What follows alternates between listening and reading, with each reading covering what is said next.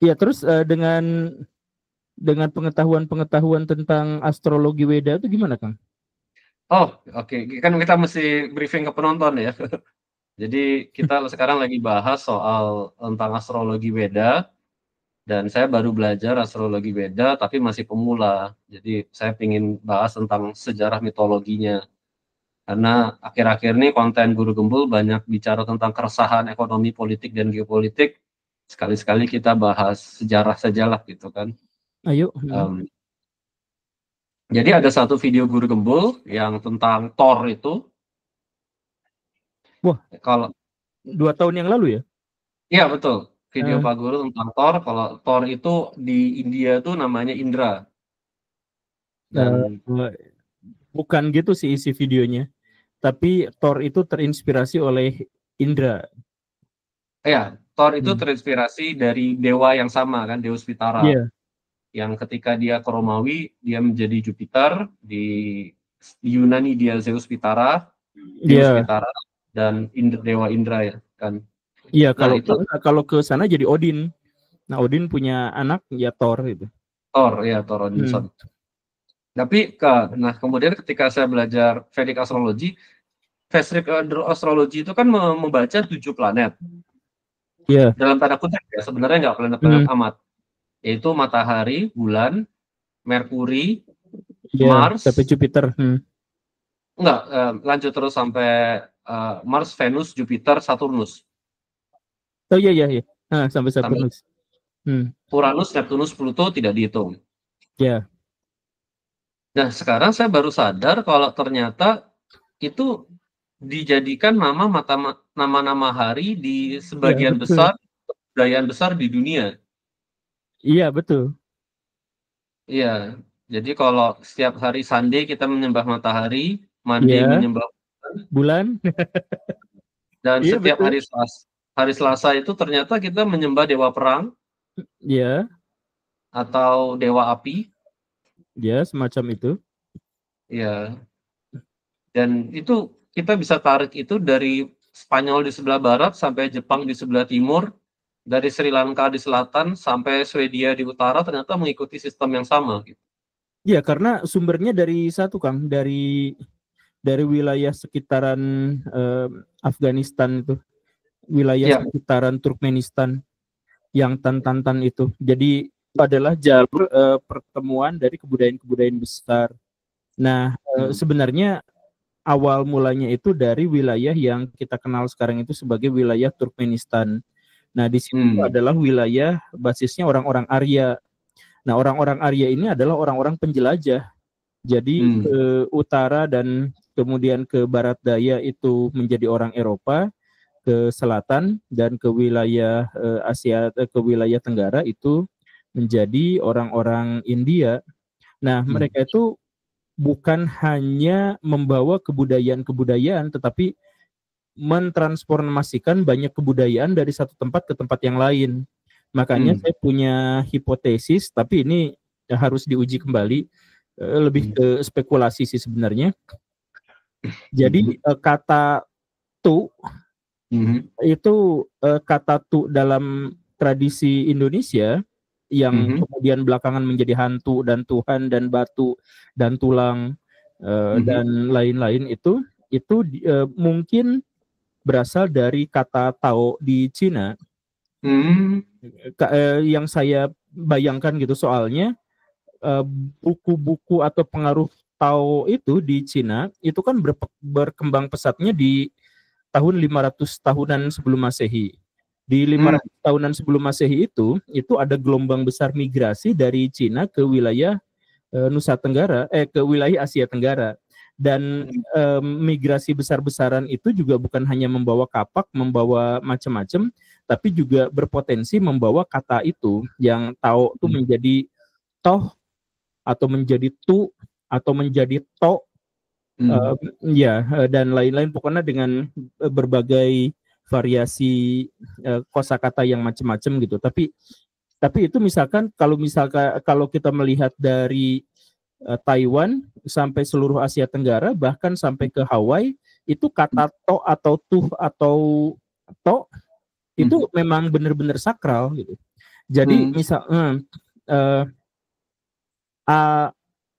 tumpeng misalkan, tumpeng itu kan ada tu-nya di situ. Karena itu adalah sesajen gitu. Kemudian batu itu juga sebenarnya adalah yang berhubungan dengan alat ritual.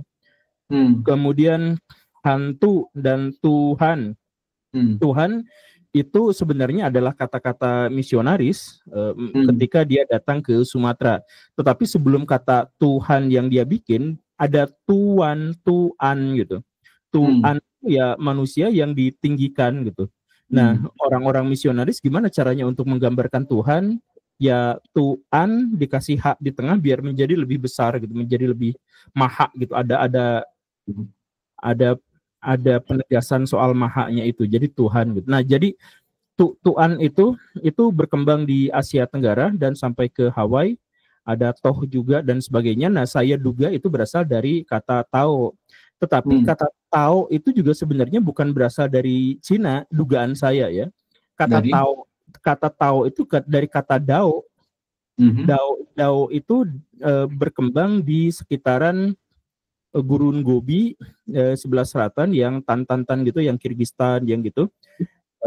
Nah itu Dao itu di sana berkembang dan kata Dao itu dari mana? Itu adalah dari orang-orang Arya yang punya dewa yang namanya itu adalah Diayu. Nah kata Diayu ini yang kemudian berubah menjadi Deus. Sekarang kita menyebut Tuhan itu kan Deus gitu atau Deus gitu ya. Ya, dewa atau dea feminin. Iya. Kalau dalam bahasa Latin ya. Iya, betul.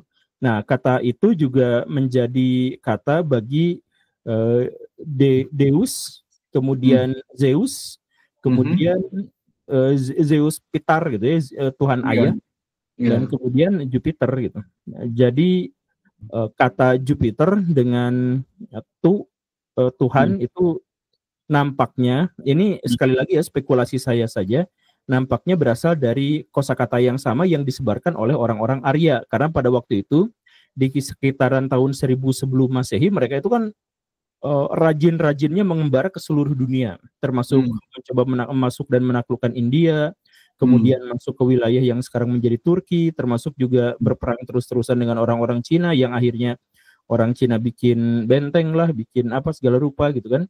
Nah itu saya pikir juga pengaruhnya berasal dari situ gitu. Jadi kita tuh memiliki dewa yang sama, cuman kosakatanya menjadi berbeda. Makanya di Bali itu kalau tidak salah tuh ada dewa namanya apa ya? Pitara Yagna, apa benar gak sih? Iya, Pitara Yagna, iya. Nah, Pitara Yagna itu kan Yagna itu upacara.